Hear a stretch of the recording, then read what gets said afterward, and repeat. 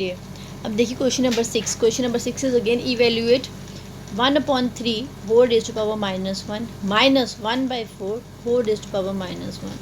ठीक है, पहले दोनों ब्रैकेट्स में एंड दोनों सॉल्व करने के बाद दोनों की पावर जो है इकट्ठा जो है दैट इज़ -1. पहले मैं ब्रैकेट सॉल्व करेंगे तो 1/3 की पावर -1 मतलब 3/1 की पावर 1 3 भी लिख सकती हूँ. 1/4 की पावर -1 है तो पावर पॉजिटिव करने के लिए 4 आ गया. पहले ब्रैकेट के अंदर वाली टर्म सॉल्व करूँगी तो 3 - 4 दैट इज़ -1. अब -1 की पावर -1 का ऐसे ही प्रयोग कर लूँगी तो भी -1 आएगा. ठीक है, तो पावर पॉजिटिव होगी. हमने पढ़ा है ना फर्स्ट चैप्टर में कि 1 और -1 हैव द सेम रेसिप्रोकल्स. ठीक है, तो -1 को 1 टाइम करूँगी तो again answer is -1. Okay, this is conceptual question. Understand करने की कोशिश करोगे, है बहुत ईजी. चलिए इसी का सेकेंड पार्ट क्या है. 5/8 की पावर -7 इंटू 8/5 की पावर -4. अब मैंने पावर पॉजिटिव की, जैसे ही एक की खाली पावर पॉजिटिव की तो मैंने देखा कि बेसिस सेम हो गई. अगले की पावर थोड़ी देर बाद पॉजिटिव करते अगर ज़रूरत पड़े तो, क्योंकि मैं bases are same and powers are different solve कर सकती हूँ. बीच में मल्टीप्लाई का साइन है, फर्स्ट लॉ. ठीक है, तो 8/5 की पावर आ गई मेरे पास 7 + -4 मतलब 7 - 4. 8 की पावर आ गई 3, तो दूसरा चेंज करने की ज़रूरत ही नहीं. कहीं क्वेश्चन था इवेल्युएट, तो 8 × 8 × 8 512 and 5 × 5 × 5 is equals to 125. Got it?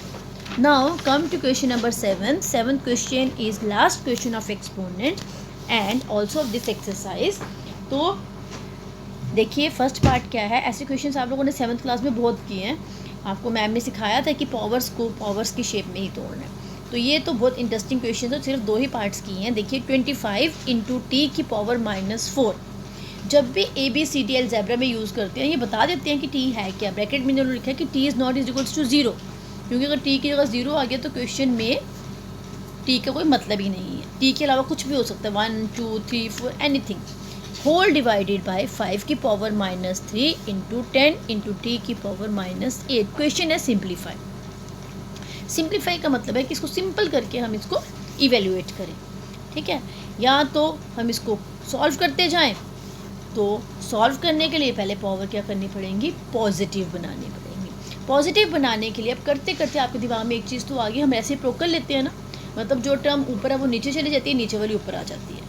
ठीक है, तो इस तरह की क्वेश्चंस में हम सीधा ये कर लेते हैं. मैंने 25 को अगर तोड़ूंगी, 25 के फैक्टर्स करूँगी तो 5 × 5 आएगा. मैंने 25 की जगह लिख लिया 5 × 5 इंटू ये जो t रेज़ टू पावर -8 नीचे था, जब ऊपर आया तो t की पावर 8 होगी, पॉजिटिव 8 होगी. ठीक है, और 5 की पावर -3 नीचे था ना, तो जब ये ऊपर हुआ तो 5 की पावर 3 हो गई. अब करते करते आपको एक चीज़ दिमाग में समझ आ गई होगी कि अगर हम पावर चेंज करते हैं तो वो बेस ऊपर से नीचे और नीचे से ऊपर हो जाती है. ठीक है, अब नीचे 10 है. इस 10 की जगह मैंने क्या लिख लिया, 2 × 5 इंटू 10 की इंटू 8 की पावर 4. ये 8 की पावर 4 कहाँ से आया, ऊपर जो थी t की पावर 4.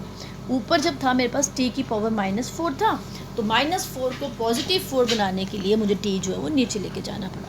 ठीक है, अब मैं 5 अगर मैं ऊपर इकट्ठे कर लूँ तो 5 × 5 की जगह मैं 5 की पावर 2 लिख सकती हूँ, और 5 × 5 raise to power 2 into 5 raise to power 3 इकट्ठे कर लिए.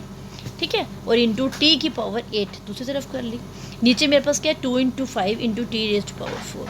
अब 5 की पावर 2 इंटू 5 की power 3 when the basis are same powers are added, तो वही लॉ लगा लिया.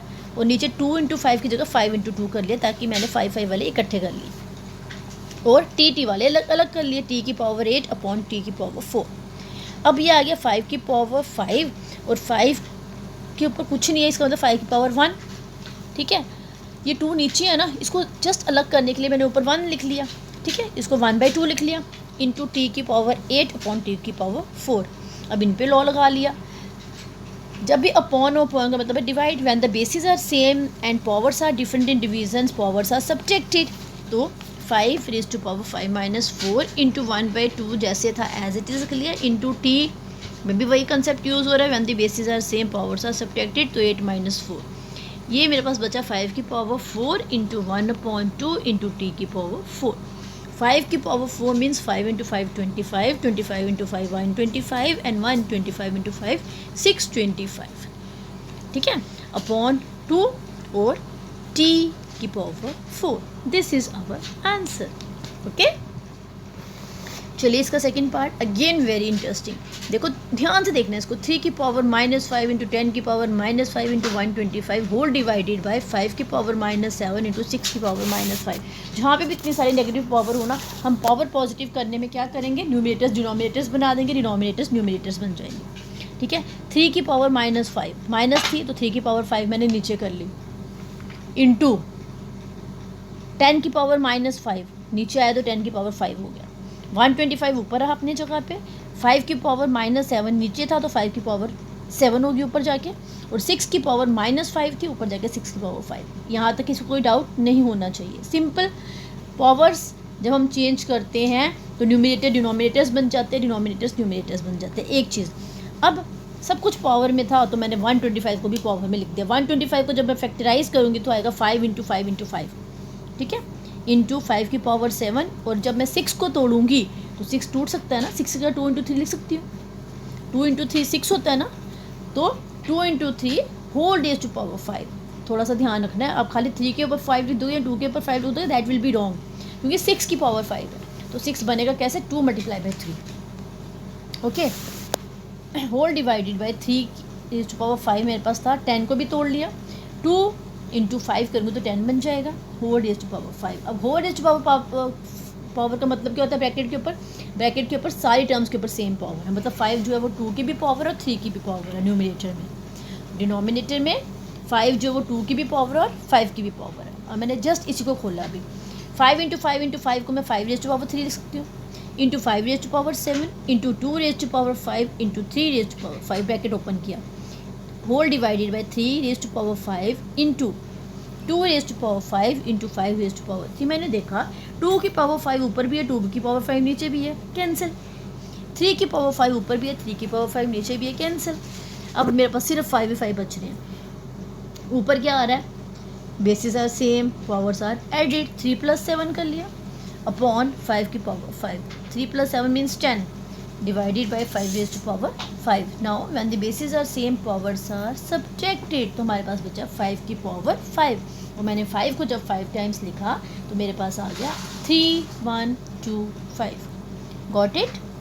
So this was very interesting exercise. एक बारी लेकिन इसको प्रैक्टिस ज़रूर करना. जब तक इसकी प्रैक्टिस नहीं करोगे तब तक आपके लिए ये इजी नहीं रहेगी. और मैं देख पा रही हूँ हार्डली जो कल वाला मेरा वीडियो था ना, जो भी जितना भी पढ़ाया गया है, सिर्फ आपकी क्लास के 15 स्टूडेंट्स ने देखी है. तो आपकी क्लास में 50 स्टूडेंट्स, और मैं सामने देख पा रही हूँ किस किस ने देखी है, किस किस ने नहीं. तो बच्चे अपने आप को धोखा मत दो. मैं बार बार कह रही हूँ, जितना अपना ऑनेस्ट बनोगे उतना ही अपना फ़ायदा लोगे टीचर से. ओके, तो इसको देखो और जहाँ कोई प्रॉब्लम है यू कैन डिस्कस.